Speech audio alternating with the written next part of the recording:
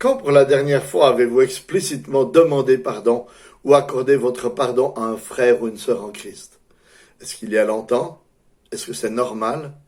Est-ce qu'il vous est déjà arrivé de vous dire en vous-même, alors ça, je ne le lui pardonnerai jamais? Est-ce que c'est juste? Est-ce que c'est chrétien d'avoir de tels propos?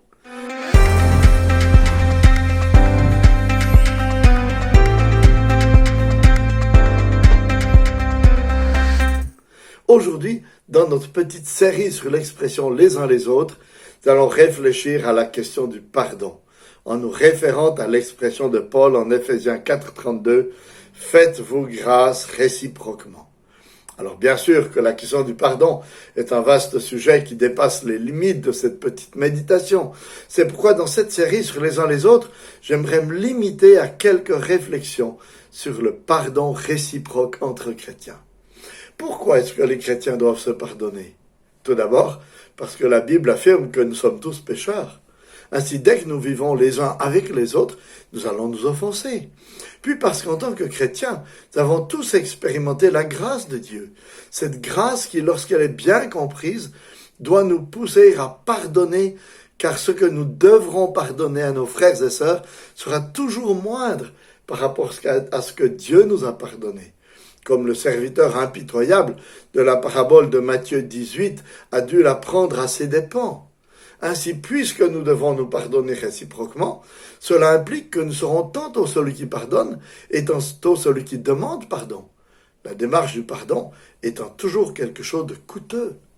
Car pardonner consiste à remettre la dette de son frère et à accepter d'en payer soi-même le prix, comme Christ l'a fait pour nous à la croix.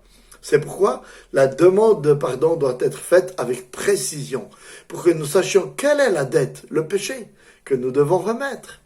Et une fois cette dette remise, même si je ne peux pas oublier ou immédiatement le tort que j'ai subi, je dois m'interdire de resservir ces vieux péchés pardonnés lors d'un nouveau conflit.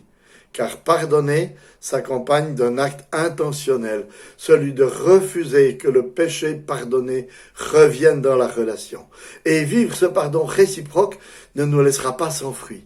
Car premièrement, si nous parlons d'un Dieu de grâce et que les gens qui nous côtoient ne voient aucune grâce entre nous, ils ne croiront pas nos paroles.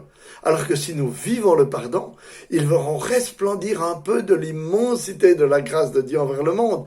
Car il n'est pas naturel de vivre ainsi dans le monde. Et deuxièmement, comme le psaume 32 nous l'apprend, c'est lorsque nous confessons nos péchés que notre conscience est apaisée et que nos relations sont restaurées. Alors que notre but soit d'encourager l'essor d'églises au sein desquelles il est de plus en plus naturel de parler du péché. Parce que plus on ose parler du péché, plus cela deviendra naturel de le confesser et de se le pardonner réciproquement.